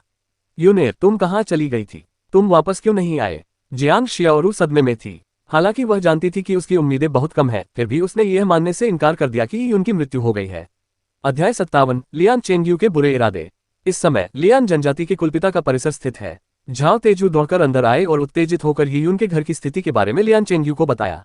युवा स्वामी लियान की योजनाएं वाकई लाजवाब हैं। यीयून का घर अब पूरी तरह से गोबर से ढका हुआ है। हाँ हाँ हाँ। झाओ तेजू हंस पड़ी और लियान चेंगयू ने चुपचाप अहम कहते हुए हाथ हिलाते हुए कहा, जाओ और बीच बीच में जियांग शियाओरू के घर पर ध्यान देना और मुझे कभी भी सूचना देना। जी हाँ, ये नन्हा बच्चा जाएगा। झाओ तेजू ने घर से बाहर निकलते हुए झुककर उनके आदेश को स्वीकार किया। झाओ तेजू का मूड अच्छा था। उसे लग रहा था कि लियान चेंगयू उसे पसंद करने लगा है, क्योंकि वह उसे काम सौंप रहा था। झाओ तेजू के जाने के बाद लियान चेंगयू ने शांति से अपने लिए एक कप चाय डाली। फिर उसने एक और कप पूरा भर लिया। इसी समय पीछे के कमरे के अंदर से पीले वस्त्र पहने एक बुजुर्ग व्यक्ति बाहर आया। उसने हंसते हुए लियान चेंगयू द्वारा भरी गई चाय का प्याला उठाया और एक घूंट पी। ये बुजुर्ग व्यक्ति लियान कबीले का मुखिया था। चेंगयू, तुमने इस मामले में बहुत अच्छा काम किया है। मैं सचमुच बूढ़ा हो गया हूँ, बुजुर्ग ने सिर हिलाते हुए कहा। पिछले कुछ महीनों से लियान कबीले के हर मामले को लियान चेंगयू ही संभाल रहे थे। लियान चेंगयू ने बलवान पुरुषों का इस्तेमाल निर्जन हड्डियों को शुद्ध करने के लिए किया था, जिससे पीले वस्त्रधारी बुजुर्ग चिंतित थे, क्योंकि निर्जन हड्डियों को शुद्ध करने से मौतें हो सकती थी और भूखमरी के चलते लोगों के दंगे शुरू होने में समय की आवश्यकता थी। भले ही लियान चेंगयू ने रक्त पतला करने वाली गोली का इस्तेमाल करके उन लोगों के जीवन की क्षमता को बढ़ाया और उनकी स्थिति को स्थिर किया हो, लेकिन यह एक अस्थिर विधि थी क्योंकि इससे उनकी जीवन शक्ति अत्यधिक कम हो जाती थी। कुछ ही दिनों में वे लोग फिर से बीमार पड़ जाते और मर जाते। जब यह मामला सामने आएगा तो लियान कबीले पर अभूतपूर्व दबाव पड़ेगा। अगर इसे ठीक से नहीं संभाला गया तो इससे जनता में दंगा भड़क उठेगा। इससे जानमाल का नुकसान होगा और वीरान हड्डियों के शुद्धिकरण पर भी असर पड़ सकता है। इसके परिणाम भयावह होंगे। लेकिन पीले वस्त्रधारी बुजुर्ग को विश्वास नहीं हो रहा था कि बीमारी फैलने से पहले लियान चेंगयू ने सारा दोष मृत्यु उन पर डाल दिया था। यदि ऐसा है तो भले ही उन शक्तिशाली पुरुषों की मृत्यु हो जाए जो वीरान हड्डियों को परिष्कृत कर रहे थे, किसी को संदेह नहीं होगा, वे सभी मानेंगे कि उनको शुरू में एक अजीब बीमारी हो गई थी और उस पर किसी आत्मा का कब्जा हो गया था। ये यून ने अपनी विचित्र बीमारी को उन अन्य पुरुषों में फैला दिया जो वीरान हड्डियों को परिष्कृत कर रहे थे। ये बीमारी बाद में एक महामारी का रूप ले लेगी। इसके अलावा ये यून का वास जनजाति के लिए एक अशुभ संकेत होगा। उस समय लोगों को यह विश्वास हो जाएगा कि ये यून ने ही सबकी मौत का कारण बनाया है। ऐसे में लोग केवल ये यून से नफरत करेंगे, लियान चेंगयू से नहीं। और नए शक्तिशाली पुरुष उजाड़ हड्डियों को परिष्कृत करने का काम जारी रखने के लिए तैयार होंगे और सब कुछ एकदम सही होगा। लियान चेंगयू द्वारा इस मामले को अपने हाथ में लेने का यही मुख्य कारण था। इसे एक तीर से दो निशाने लगाने जैसा कहा जा सकता है। इससे न केवल वह पूर्ण अधिकार के साथ अपने कबीले के नंबर 1 प्रतिभाशाली व्यक्ति के रूप में अपनी पहचान स्थापित कर सकेगा, बल्कि वह वीरान हड्डियों के सुचारू शोधन को भी सुनिश्चित कर सकेगा। ये तो बस कुछ छोटी मोटी चालें हैं। दादाजी ने कुछ ज्यादा ही सोच लिया है, लियान चेंगयू ने लापरवाही से कहा। फ्रॉस्ट पाइथन के विष और रक्त पतला करने वाली गोली के असर के आधार पर लगभग 3 से 5 दिनों में वीरान हड्डियों को शुद्ध करने वाले लोग मर जाएंगे। उस समय लोग क्रोधित होंगे। वे केवल ही उनके घर पर गोबर नहीं फेंकेंगे, बल्कि शायद सीधे घर को जला देंगे। लियान चेंगयू ने ये कहते हुए चाय की एक घूंट ली और रुमाल से धीरे से अपना मुंह पोंछा। उनकी चाल ढाल बेहद सलीकेदार थी। लियान कबीले में वे इकलौते ऐसे व्यक्ति थे जिन्होंने हमेशा एक कुलीन व्यक्ति की शैली को बरकरार रखा था। उनका जन्म क्लाउड वाइल्डनेस में हुआ था। हालांकि क्लाउड वाइल्डनेस के युवा स्वामियों का रुतबा ऊंचा था, लेकिन उनमें से कौन कौन कुलीन शैली का पालन करता था। लेकिन लियान चेंगयू अलग थे। उन्होंने याओ युआन से कुलीनों के तौर तरीके सीखे थे और हमेशा उन्हीं नियमों का पालन करते थे, क्योंकि उसे लगता था कि एक दिन उसका भाग्य उसे उच्च वर्ग में शामिल होने का, यहाँ तक कि राज्य के उच्च अधिकारियों में से एक होने का और राज्य के भोजों में भाग लेने का लिखा हुआ है। वह उच्च वर्ग के लोगों द्वारा क्लाउड वाइल्डनेस के बिगड़ेल बच्चे के रूप में उपहास का पात्र नहीं बनना चाहता था। वह लोगों को यह बताना चाहता था कि भले ही उसका जन्म क्लाउड वाइल्डनेस में हुआ हो, लेकिन वह हर काम उतनी ही कुशलता से कर सकता है। कितनी अफसोस की बात है कि मुझे ही उनका शव अपनी आंखों से देखने का मौका नहीं मिला, लियान चेंगयू ने मन ही मन सोचते हुए कहा। हाँ चेंगयू, तुम बहुत ज्यादा चिंता करते हो। क्या तुम्हें लगता है कि बच्चा ऐसी परिस्थितियों में बच पाएगा? फ्रॉस्ट पाइथन के जहर का कोई इलाज न होने के अलावा किसी चट्टान से कई मीटर नीचे गिरने से ही किसी का शरीर चकनाचूर हो जाता। इसके अलावा पूर्वी नदी का बहाव बहुत तेज है।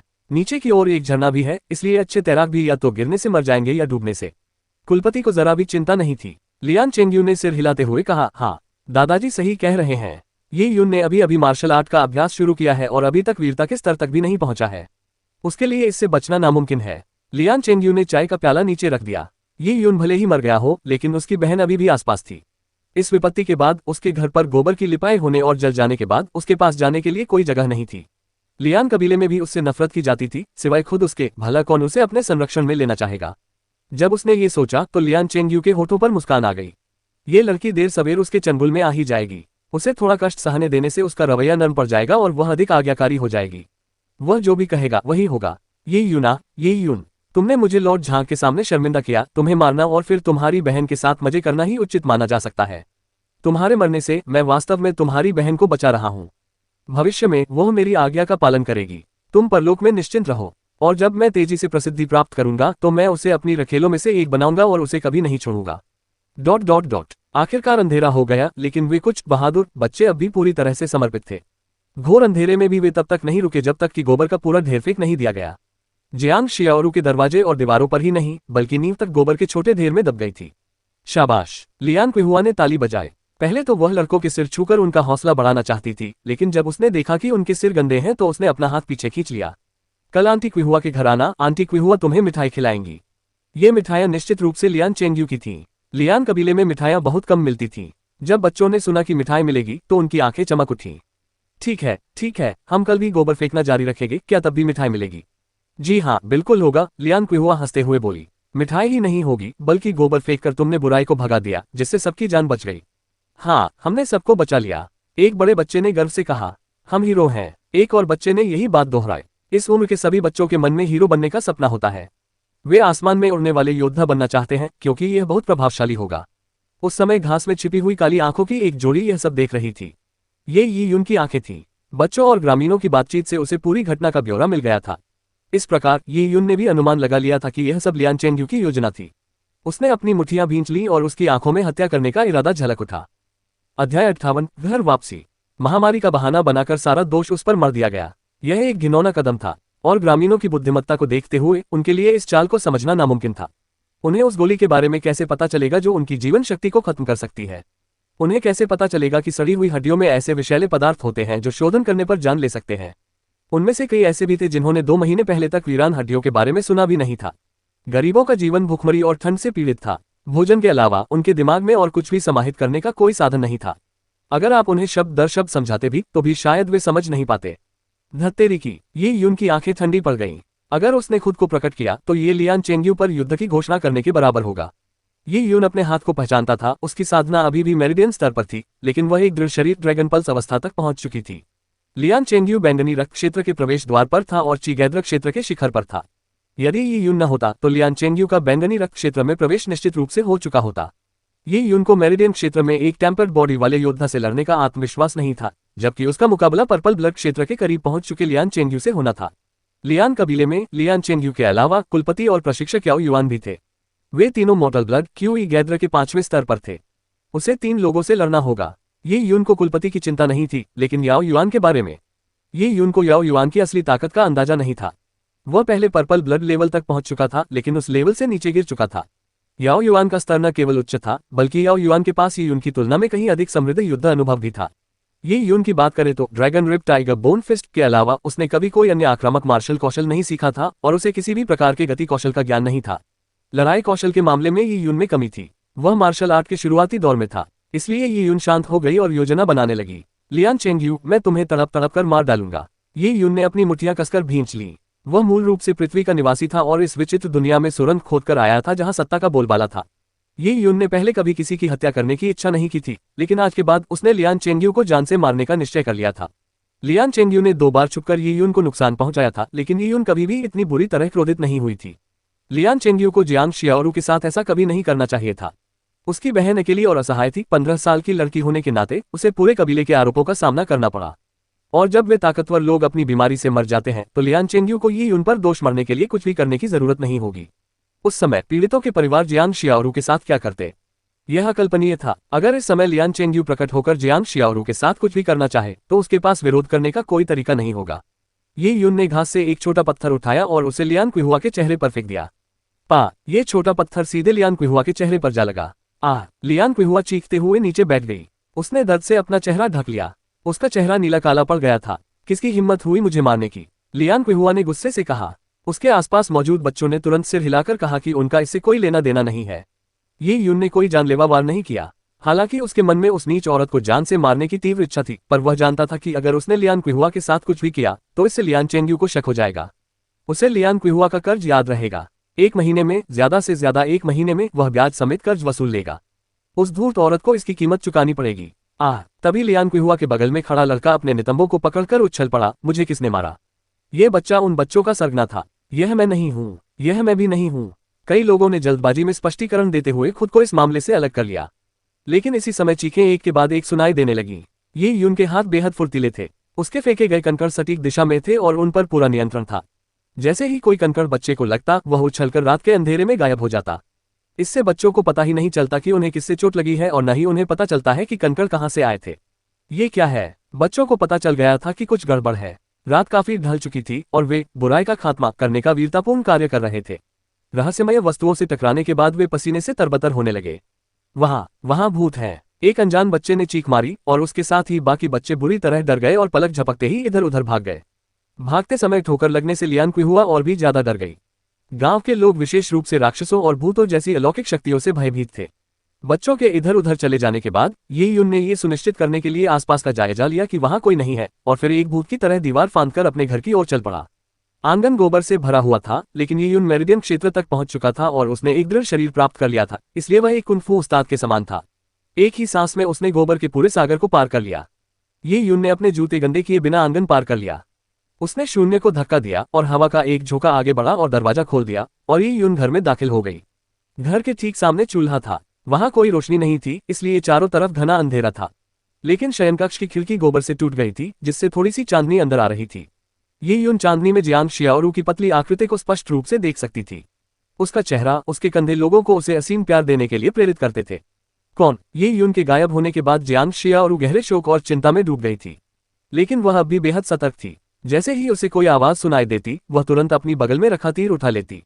जियांग शियाओरू एक दृढ़ निश्चयी लड़की थी। वह लगातार मजबूत बनने का प्रयास करती रहती थी, लेकिन उसकी जीवन परिस्थितियों ने उसे यह सोचने पर मजबूर कर दिया था कि घर में पुरुष के बिना जीवन नीरस हो जाएगा। अपने भाई के साथ रहते हुए उसका जीवन उसी के इर्द गिर्द घूमता था। भाई के बिना उसने अपना आध्यात्मिक सहारा खो दिया था, और विशाल जंगल में अकेली रहने वाली लड़की का उत्पीड़न होना तय था।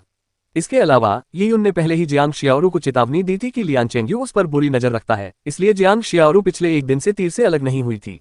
बहन, मैं हूँ यूनेर, ये यून ने कांपती हुई आवाज में कहा और गोबर से भरे घर को देखा। जियांग शियाओरू को उस गंदगी के बीच देखकर उसका गला भर आया और वह रोने लगा। जियांग शियाओरू दंग रह गई। अंधेरे में उसने चांदनी की मदद से ये यून का चेहरा देखा। हालांकि चेहरा धुंधला था, फिर भी वह उस परिचित आकृति को कैसे नहीं पहचान पाए। यूनेर, जियांग शियाओरू आंखों में आंसू लिए आगे दौड़ी और ये यून को कसकर गले लगा लिया। यूनेर, तुम ठीक हो, जब तक तुम ठीक हो, जब तक तुम ठीक हो। जियांग शियाओरू की आवाज में घबराहट थी। उसने अपनी दोनों बाहों की पूरी ताकत से ये यून को गले लगाया। उसे डर था कि जैसे ही वह उसे छोड़ेगी, ये यून गायब हो जाएगा। जियांग शियाओरू के उसे कसकर गले लगाने से ये यून को उसका कांपता शरीर और तेज धड़कन महसूस हो रही थी। ये यून को अपनी गर्दन पर गर्माहट का एहसास हुआ। ये जियांग शियाओरू के आंसू थे। बहन, मैं ठीक हूँ, मुझे पता है, मुझे शुरू से ही पता था, जियांग शियाओरू ने रोते हुए कहा। हालांकि उसने कहा कि उसे पता था, लेकिन वह निश्चिंत नहीं हो सकती थी। दीवारों पर गोबर का लेप करने की बेइज्जती से उसे कोई फर्क नहीं पड़ा, न ही उस नीच औरत के श्रापों से। उसके लिए बस यही मायने रखता था कि उसका भाई वापस लौटेगा या नहीं। आखिरकार लंबे इंतजार के बाद ये हो ही गया। चलो बहन, हमें ये जगह छोड़नी होगी, हम अब इस गांव में नहीं रह सकते। ये यून के अचानक बोले गए शब्द जियांग शियाओरू के लिए किसी झटके से कम नहीं थे, जो भावनाओं के उतार चढ़ाव से गुजर रही थी। अगर हम यहाँ नहीं रुकेंगे तो कहाँ जाएंगे? क्या तुम कह रही हो कि बादलों के जंगल में चले? अध्याय 59, दयालुता। एक सामान्य व्यक्ति के लिए अपने कबीले को छोड़ना असंभव था। कबीले को छोड़ने का मतलब था भोजन का अभाव, इसलिए बादल वन्यभूमि में जाना उन्हें मृत्यु के मुंह में भेजने के समान था। हम पीछे के पहाड़ों पर जा सकते हैं, हम अपना सारा खाना साथ ले जाएंगे, हम पीछे के पहाड़ पर एक ट्री हाउस बनाएंगे और वहां 1 महीने तक रहेंगे। ये यून ने पहले ही योजना बना ली थी। उसे किसी की नजर में नहीं आना था और अब उसके लिए लियान कबीले में रहना संभव नहीं था। सबसे अच्छा उपाय था पीछे के पहाड़ों में छिप जाना। पीछे के पहाड़ विशाल थे और उनमें कोई जड़ी बूटी नहीं पाई जाती थी। सामान्यतः बहुत कम लोग वहां जाते थे। पहाड़ों के पीछे। जब हमारा खाना खत्म हो जाएगा तो क्या होगा? तब हम कहाँ जाएंगे? हम इसे खत्म नहीं कर पाएंगे। बहन शियाओरू, हिम्मत रखो, ये यून मुस्कुराते हुए बोला। उसने बूढ़े आदमी से काफी सारा मांस ले लिया था। ये कई महीनों के लिए पर्याप्त था और 1 महीने में राज्य का चुनाव होने वाला था, इसलिए ये यून को जरा भी चिंता नहीं थी। उस समय वह सारे कर्ज साफ तौर पर चुका देगा। लियान चेंगयू, झाओ तेजू, लियान क्विहुआ और वे सभी जिन्होंने उसे परेशान किया, उन्हें उनके कर्मों का फल मिलेगा। ये यून ने जियांग शियाओरू को उनका सामान इकट्ठा करने में मदद की। दरअसल खाने का थैला और अंदर के कमरे में रखा पलंग ही गोबर से अछूते थे। सारे कटोरे और प्लेटें गोबर से पूरी तरह सन गए थे और इस्तेमाल लायक नहीं रहे थे। अरे, कोई है। ये यून ने खुद को छिपा लिया और चांदनी में उसने देखा कि कुछ लोग धीरे से आंगन का दरवाजा खोल रहे हैं और गोबर से भरे आंगन में चले गए। ये पड़ोस में रहने वाली आंटी वांग, अंकल झो और उनकी बेटी झो शियाओ के थी। आंटी वांग अक्सर ये यून को खाना उधार देती थी। ये यून ने पहले भी आंटी वांग को बेकन का एक बड़ा हिस्सा दिया था जो उसे मिला था। आंटी वांग की बेटी झो शियाओ के लगभग ये यून की ही उम्र की थी और बचपन में वह उसके पीछे पीछे घूमती रहती थी। उस समय वह अक्सर अपनी शरारतों के कारण कीचड़ से सनी रहती थी, लेकिन अब वह काफी शांत हो गई थी और एक युवती का स्वभाव धारण कर चुकी थी। छोटी बच्ची जियांग, चाची तुम्हें खाना देने आई हैं। तुमने पूरे दिन कुछ नहीं खाया है। आंगन में गोबर फैला हुआ था जिससे आंटी वांग परेशान थी। उन्हें समझ नहीं आ रहा था कि यून को क्या बीमारी हो गई है। वह एक नेक बच्चा था जिसे कुछ दिन पहले ही लॉर्ड झांग ने चुना था। गांव वालों ने कहा था कि आखिरकार उसने कुछ हासिल कर लिया है और उसके परिवार को खजाना मिल गया है। लेकिन कुछ ही दिनों में एक शब्द से सब कुछ खत्म हो गया। स्वर्ग सचमुच अंधा था। आंटी वांग ये देखकर निराश हो गई कि घर से कोई रोशनी नहीं आ रही थी। क्या बहन शियाओरू और भाई यून चले गए हैं? बाहर से झो शियाओके की उदास और कांपती हुई आवाज सुनाई दी। ये यून ने खिड़की से झांका और देखा कि उसकी ही उम्र की एक युवती दरवाजे के पास खड़ी है। उसका चेहरा सेब की तरह गोल था और उसकी आंखों में आंसू भरे थे। ये यून ने आह भरी। इस गरीब और भावनाहीन लियान कबीले में भी इस चाची जैसी लोग मौजूद थी और एक ऐसी युवती भी थी जिसे अभी भी उसकी याद थी। जब झांग युक्सियन ने उसे चुना तो ग्रामीणों ने उसकी चापलूसी करना शुरू कर दिया, लेकिन इससे कुछ खास फर्क नहीं पड़ा। जब सबको लगा कि उसकी मौत महामारी से हुई है तो उन्होंने उसे दोषी ठहराया। यही सच्चाई उनके मन में बसी हुई थी। ये यून ने जियांग शियोरो को आंख मारी। जियांग शियोरू समझ गई और बोली, वांग आंटी, अंदर मत आइए, मैं सो रही हूँ। आपके पैर रखने की कोई जगह नहीं है। और जियांग शियाओरू ने आगे कुछ नहीं कहा। आंटी वांग ने आह भरी, क्योंकि वह जानती थी कि जियांग शियाओरू को प्लेग लगने का डर सता रहा है। उन्होंने बस एक जगह साफ की और सामान दरवाजे के पास रख दिया। छोटी बच्ची जियांग, मैंने तुम्हारे लिए सूप नूडल्स का एक कटोरा बनाया है। मैं इसे यहाँ रख देती हूँ। तुम भी इस कटोरे का इस्तेमाल कर सकती हो। मैं पहले जा रही हूँ। एक गरीब गांव में बुरे लोग तो आसानी से मिल जाते थे, लेकिन अच्छे लोग मिलना मुश्किल था, क्योंकि वहां ये धारणा प्रचलित थी कि थोड़ी सी छूट दो तो वो बहुत कुछ छीन लेगा। ये यून ने आंटी वान को कुछ बेकन दिया था और आंटी वान कुछ सूप नूडल्स लाई थी। उस दौर में सूप नूडल्स मिलना बहुत दुर्लभ था। आंटी वांग जानती थी कि दोपहर से जियांग शियाओरू को खाने का कोई मौका नहीं मिलेगा। उनका घर गोबर से भरा हुआ था, ऐसे में वह खाना कैसे बना सकती थी। आंटी वांग ने सूप के नूडल्स नीचे रखे और कहा, चलो चलते हैं। आंटी वांग ने रोते हुए झो शियाओके को खींचा और अंकल झो के साथ मिलकर आंगन का दरवाजा बंद किया और आंगन से बाहर चली गई। अंकल झो एक सुस्त स्वभाव के व्यक्ति थे और एक शब्द भी नहीं बोलते थे। उनमें कुछ शारीरिक शक्ति थी, जिसकी बदौलत उनका परिवार किसी तरह अपना गुजारा चला लेता था। आंटी वांग के जाने के बाद ये यून आंगन में आए और गर्मा गर्म सूप नूडल्स का कटोरा लेकर आए। ये सूप नूडल्स धरती के नूडल्स से अलग थे। ये हाथ से बने थे। हर छोटे और मोटे नूडल पर आंटी वांग के हाथ के निशान थे। भविष्य में मैं उनका एहसान चुकाऊंगा। जिन्होंने मुझे नुकसान पहुंचाया है, मैं उसे याद रखूंगा। जिन्होंने मेरे साथ अच्छा व्यवहार किया है, मैं उसे भी याद रखूंगा। ये यून ने मन ही मन ये बात कही और जियांग शियाओरू को अपने साथ पहाड़ों में ले गया। ... रात के अंधेरे में ये यून और जियांग शियाओरू पीछे के पहाड़ों पर पहुंचे। ये वह जगह थी जिसे ये यून ने खास तौर पर चुना था। ये जगह अच्छी तरह से छिपी हुई थी और पानी के स्रोत के पास थी। यहाँ एक बड़ा पेड़ भी था जो ट्री हाउस बनाने के लिए उपयुक्त था। सर्दी का मौसम अपने चरम पर था और पहाड़ों में ठंड और भी बढ़ गई थी। चट्टानों पर बर्फ की सफेद परतें जम गई थीं। हर सांस के साथ सफेद धुंध उड़ रही थी। ठंड से जियांग शियाओरू का चेहरा लाल हो गया था। उसने अपने शरीर को सिकोड़ लिया और लगातार अपने हाथों को रगड़ती रही, जिससे उसकी त्वचा पर रोंगटे खड़े हो गए।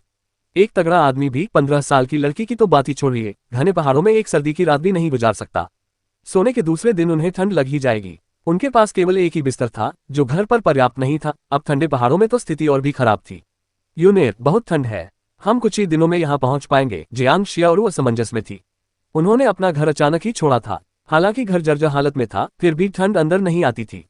पहाड़ों में वे कैसे जीवित रह पाएंगे? भविष्य अंधकार में प्रतीत हो रहा था। वे कैसे जीवित रह सकते थे? ये यून हंसते हुए बोली, बहन शियाओरू, चिंता मत करो। ये यून एक विशाल चट्टान के पीछे गई और उसमें से लकड़ियों का ढेर निकाला। जब वह बूढ़े सू से अलग हुआ, तब आसमान अभी भी उजाला था। वह गांव वापस नहीं जा सकता था, इसलिए उसने अस्थायी तौर पर एक ठिकाना बना लिया था। उसी समय उसने लकड़ियां भी तैयार कर ली थीं। यूनेर, तुम। जियांग शियाओरू चौंक गई। इसी समय ये यून ने आग जलाने वाले उपकरण में चिंगारी लगा दी, जिससे लकड़ी में आग लग गई। पल भर में गर्म हवा उठने लगी और आग की लपटें उठने लगी। आसपास की चट्टानों पर जमी बर्फ पिघलने लगी और जियांग शियाओरू को कुछ गर्माहट महसूस हुई। ऐसे विकट समय में थोड़ी सी गर्माहट ने जियांग शियाओरू को उम्मीद दी। बहन, देखो ये क्या है। ये यून हंसते हुए चट्टान के पीछे से एक बड़ा थैला निकाला और उसे खोला। जियांग शियाओरू ने उत्सुकता से देखा और जब उसने उसके अंदर की चीजें देखी तो वह दंग रह गई। थैले में खाना था, उसमें मांस, सब्जियां और यहाँ तक कि जंगली फल भी थे। मांस की मात्रा काफी अधिक थी। सभी को काटकर उनके बाल हटा दिए गए थे। वे सभी ताजा मांस थे और जब उन्हें एक साथ रखा जाता तो उनका वजन 200 पाउंड से अधिक होता। यूनेर, तुम्हें ये कहां से मिला? जियांग शियाओरू ने अविश्वास भरी निगाहों से ये यून की ओर देखा। मांस में वसा की मात्रा अधिक होती है और यह उच्च कैलोरी वाला भोजन है। गरीबी की स्थिति में मांस जीवन रक्षक साबित होता है। बहन शियाओरू, चिंता मत करो। मैं वादा करता हूं कि भविष्य में मैं तुम्हारे लिए सुखमय जीवन सुनिश्चित करूंगा। हमारे बुरे दिन अब बीत चुके हैं। जिसने भी हमें परेशान किया है, हम उसे 100 गुना सबक सिखाएंगे। ये यून की आवाज में बदले की भावना झलक रही थी। 2 महीने के प्रशिक्षण के बाद अपनी ताकत की तरह ही ये यून धीरे धीरे और भी निर्दयी और दृढ़ होता जा रहा था। इस दुनिया में बलवान लोग कमजोरों का शोषण करते थे, कानून का कोई राज नहीं था। पृथ्वी के मूल्यों का उपयोग करके दूसरों से व्यवहार करना मृत्यु को दावत देने के समान था। अब अगर पर्पल क्रिस्टल की मदद न होती तो वह बहुत पहले ही दीवार से सटा दिया गया होता। बहन शियाओरू, ध्यान से देखो। आज मैं बहन शियाओरू को सबसे स्वादिष्ट खाना खिलाऊंगी। अध्याय 60, परमानंद। सबसे स्वादिष्ट खाना। जियांग शियाओरू ने ये यून को हैरानी से देखा। अंधेरी रात में उसकी आंखें चमक रही थीं। उसे ऐसा लगा कि उस रात जो कुछ भी हुआ वह एक सपने जैसा था। बहन शियाओरू, आपको बस खाने का इंतजार करना होगा। ये यून ने ध्यान लगाना शुरू किया। उसने अपने जीवन में अनगिनत भोजन तैयार किए थे, लेकिन इस एक भोजन को बनाने में उसने कभी इतनी मेहनत नहीं की थी। ये यून को बूढ़े सू से खाना पकाने के सभी उपकरण और मसाले मिले थे। उसे कुछ पुरानी शराब भी मिली थी। यह उसके लिए अपनी पाक कला का पूरा प्रदर्शन करने के लिए पर्याप्त था। बर्तन में तैयार सामग्री के साथ पानी डाला गया, साथ ही मांस, मसाला, स्वाद बढ़ाने वाली सामग्री, सूप का स्टॉक, तेल आदि भी डाले गए। ये यून अपने हर कदम में बहुत सावधानी बरतता था और वह एक साथ कई व्यंजन बना रहा था। एक व्यंजन पक रहा होता था, तभी वह दूसरा व्यंजन तैयार करने लगता था। काटने का तख्ता एक साफ किया हुआ पेड़ का ठूंठ था। चाकू भी बूढ़ेसू से मिला था। शरीर को मजबूत बनाने के बाद ये यून की ताकत बढ़ गई। उसकी चाकू चलाने की कला उत्कृष्ट हो गई। वह सामग्रियों को ड्रैगनफ्लाई के पंखों की तरह पतला पतला काटता था और उसकी गति निरंतर बनी रहती थी। बगल में आग की रोशनी का उपयोग करते हुए जियांग शियाओरू ये यून के चाकू चलाने के कौशल को देखकर दंग रह गई। उसका भाई इतना शक्तिशाली कब बन गया। जियांग शियाओरू को अच्छा भोजन कराने के लिए ये यून ने कुछ ऐसे व्यंजन बनाए थे जिनमें जटिल प्रक्रियाएं शामिल थीं। पृथ्वी पर भी इन व्यंजनों को बनाने में कई चरण लगते थे, इसलिए ये यून को अपनी देखभाल और ध्यान से काम करना पड़ता था और वह कोई पेशेवर रसोईया नहीं था। एक दो गलतियां भी व्यंजन की गुणवत्ता को बिगाड़ सकती थीं। लेकिन अब ये उनके मेरिडियन क्षेत्र में पहुंचने के साथ उसके मस्तिष्क के तंत्रिका तंत्र साफ हो गए थे और ऊर्जा उसके मस्तिष्क में प्रवेश कर गई थी, जिससे उसकी सोचने की क्षमता तेज हो गई थी। इसलिए वह प्रत्येक व्यंजन के लिए आवश्यक चरणों को बिना भूले एक साथ 3 व्यंजन बनाने में सक्षम था। एक व्यंजन तैयार होते ही उसे चम्मच से निकाल लिया जाता था और दूसरा व्यंजन तैयार किया जाता था। यह सब कुछ एकदम समयबद्ध तरीके से होता था और जियांग शियाओरू तो पूरी तरह से जम चुकी थी। उसकी नाक में घुसने वाली सुगंधों ने उसकी भूख जगा दी। जियांग शियाओरू को बेकन के कुछ टुकड़े भी शायद ही कभी देखने को मिलते थे, तो ऐसे में उसे इतने उच्च कोटि के व्यंजन देखने का मौका कब मिल सकता था। ये यून के सभी व्यंजन बेहतरीन मृत जानवरों के मांस से बने होते थे। बूढ़ेसू की कदकाठी और अत्यधिक खाने की आदत के कारण वे मृत जानवरों के मांस से कम कुछ भी नहीं रखते थे और मृत जानवरों के मांस में भी केवल सबसे उत्तम मांस ही रखा जाता था। इसके अलावा बूढ़ेसू द्वारा छोड़े गए सभी मसाले और सामग्रियां महंगी थीं। इसलिए ये यून अपनी कुशलता का पूरा प्रदर्शन करते हुए एक के बाद एक व्यंजन तैयार करता गया। जियांग शियाओरू ने पेड़ की ठूंठ पर सजी स्वादिष्ट मिठाइयों को देखा। उसे ऐसा लगा जैसे वह सपने में हो। क्या ये सब सच था? कुछ देर पहले तक वह खाने और अपने भविष्य को लेकर चिंतित थी, लेकिन अब उसके सामने स्वादिष्ट व्यंजनों से सजी मेज थी। क्या ये सब उसके भाई ने बनाया था? क्या वह सचमुच ये सारा खाना खा पाएगी? बहन शियाओरू, जल्दी खा लो, हवा ठंडी है, खाना जल्दी ठंडा हो जाएगा। ये यून ने भाप में पकाए गए मांस का एक कटोरा उठाया जो बिल्कुल साफ था और कहा, इसे स्टीम्ड पोर्क बेली कहते हैं बहन शियाओरू, इसे चखकर देखो। धरती पर सामान्य सुअर के मांस को भाप में पकाकर खाने में बहुत स्वादिष्ट लगता था, लेकिन सूखे हुए मांस का उपयोग करके भाप में पकाए गए सुअर के मांस को बनाने से यह और भी बेहतर हो जाता था। ये यून ने उबले हुए सुअर के मांस का एक टुकड़ा उठाया और उसे जियांग शियाओरू के होठों पर परोसा। हमेशा ये यून को खाना खिलाने की जिम्मेदारी उसी की होती थी, लेकिन आज भूमिका उलट गई थी। जियांग शियाओरू को इसकी आदत नहीं थी और जैसे ही उसने एक छोटा सा निवाला लेने के लिए मुंह खोला, उसका चेहरा लाल हो गया। मांस उसके मुंह में जाते ही वह एक सुगंधित और स्वादिष्ट स्वाद में घुल गया। यह बिल्कुल भी चिकना नहीं था और चावल की हल्की सी खुशबू के साथ यह बेहद यादगार था। जियांग शियाओरू को विश्वास ही नहीं हो रहा था कि इस दुनिया में इतनी स्वादिष्ट चीज भी हो सकती है। जो लोग लंबे समय से भूखे रहे हों, उनके लिए सूप नूडल्स का एक कटोरा किसी स्वादिष्ट व्यंजन से कम नहीं होगा। इतना ही नहीं, ये व्यंजन अपने उत्कृष्ट मांस के साथ पृथ्वी के सर्वश्रेष्ठ व्यंजनों को भी टक्कर दे सकता है। जियांग शियाओरू को ऐसा लगा जैसे उसकी जीभ हिल ही न पा रही हो। यह इतना स्वादिष्ट था कि उसने पहले कभी ऐसा स्वाद चखा ही नहीं था, न ही कभी इसके बारे में सोचा था।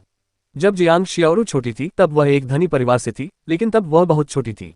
उसे केवल स्नैक्स का ही शौक था और उसने खाने की कद्र करना नहीं सीखा था। केवल मिठाइयों में रुचि रखने और कभी भूखे न रहने के कारण उसे कभी पता ही नहीं चला कि मछली और मांस इतने स्वादिष्ट होते हैं। होनशाओरू, नमक में पका हुआ चिकन, उबली हुई सब्जियां, हड्डियों से बना सब्जी का सूप। ये यून ने अपने व्यंजनों का एक एक करके परिचय दिया। बूढ़ेसू ने कुछ सब्जियां छोड़ दी थी, इसलिए उन्होंने उन्हें कुछ मांस के साथ तल लिया था। चीन के पारंपरिक व्यंजनों में विदेशी सामग्रियों के समावेश ने स्वाद को और भी लाजवाब बना दिया। खाने के मामले में बेहद नखरेबाज ये यून को यह व्यंजन एकदम उत्तम लगा। जियांग शियाओरू ने इतनी तेजी से खाना खाया कि उसकी जीभ लगभग निगल ही गई। ऐसा भोजन करना उसके लिए किसी सपने जैसा था और जब ये व्यंजन पेट में जाते थे तो एक तीव्र गर्माहट का एहसास होता था। ये गर्माहट उनके पूरे शरीर में फैल जाती थी, जिससे उन्हें बेहद आराम मिलता था। ये निर्जन मांस था जो उनके शरीरों को नया रूप दे रहा था।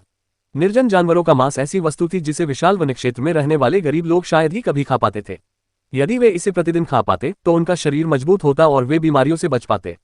यहाँ तक कि बूढ़ेसू द्वारा छोड़ी गई सब्जियां भी शरीर के लिए अच्छी थीं और सामान्य लोगों को उन्हें खाने का मौका कभी नहीं मिलता।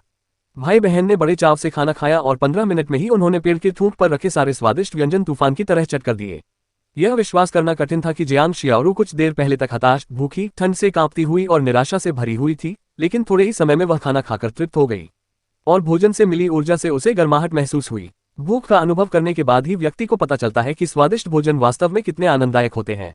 इस समय तक ये यून ने वृक्ष घर का निर्माण शुरू कर दिया था। अपने मजबूत शरीर के कारण ये यून के पास अपार शक्ति थी, इसलिए उसके लिए वृक्ष पर घर बनाना आसान था। यूने, पिछले कुछ दिनों में क्या हुआ था? जियांग शियाओरू ने ये यून को खुद में व्यस्त देखा और उसे लगा जैसे वह अभी भी किसी स्वप्निल मतिभ्रम में है। पिछले 1 घंटे की घटनाएं बेहद आश्चर्यजनक थीं। ओह, मेरी मुलाकात सू उपनाम वाले एक बेईमान आदमी से हुई। उसने देखा कि मेरा स्वास्थ्य आश्चर्यजनक रूप से अच्छा है और उसने मुझे कुछ सलाह दी। उसने मुझे कुछ अच्छी चीजें भी दी। बस यही बात है। बहन शियाओरू, चिंता मत करो, मैं पहले जैसी नहीं रही। आगे चलकर तुम्हारा जीवन और भी बेहतर होगा। ट्री हाउस बनकर तैयार हो गया था, लेकिन पहाड़ों में ठंड और नमी थी, इसलिए ट्री हाउस में सोना बहुत ठंडा होता। हालांकि पास में आग जल रही थी और गर्मी भी थी, लेकिन उस पर लगातार ध्यान देने की जरूरत थी क्योंकि वह पूरी रात नहीं जल सकती थी, इसलिए उन्हें ठंड लगती रहती। जियांग शियाओरू को बार बार अपने कान खुजाते देख यून मुस्कुराया और वृक्ष घर से नीचे उतर गया। थोड़ी देर में वह चीलिन का सिर ऊपर ले आया। चीलिन में अग्नि तत्व की प्रचुर ऊर्जा थी। सिर को वृक्षगृह में रखने से ऐसा लगता था मानो कोई छोटा सा चूल्हा काम कर रहा हो। देखते ही देखते वृक्षगृह गर्म हो गया। ये यून ने उस रात बहुत सारे आश्चर्य ला दिए थे, इसलिए जियांग शियाओरू ने न पूछने का फैसला किया। हालांकि उसे ट्री हाउस के लकड़ी के तख्तों पर लेटना पड़ा, लेकिन आज से पहले उसने कभी इतना सुरक्षित महसूस नहीं किया था। भोजन कर लिया, प्यास बुझा ली, गर्मजोशी भरे घर में रही और ये यून उसके साथ थी। इस दुनिया में इससे अधिक आनंददायक और क्या हो सकता है। यूनेर, मुझे बहुत डर है कि यह सब एक सपना है। जियांग शियाओरू को सब कुछ अवास्तविक लग रहा था। उसे सोने से डर लग रहा था। डर था कि अगर उसने आंखें बंद करके खोली तो वह खुद को उसी ठंडे खाली घर में पाएगी जहां गोबर के सिवा कुछ नहीं होगा, और उसे यून की बीमारी से मौत की बुरी खबर मिलेगी।